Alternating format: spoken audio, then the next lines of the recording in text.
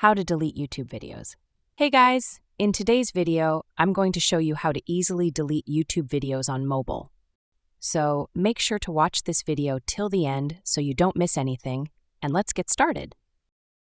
First, open the YouTube app on your mobile device. If you're not already logged in, sign in to your YouTube account using your credentials.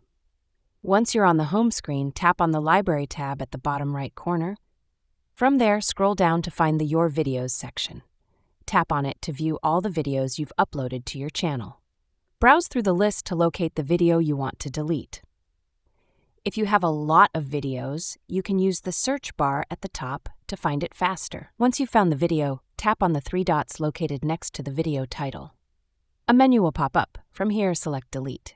You'll see a confirmation message asking if you're sure about deleting the video.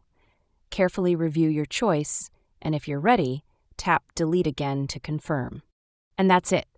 The video will be permanently removed from your channel. Keep in mind that once deleted, the video can't be restored, so make sure you no longer need it.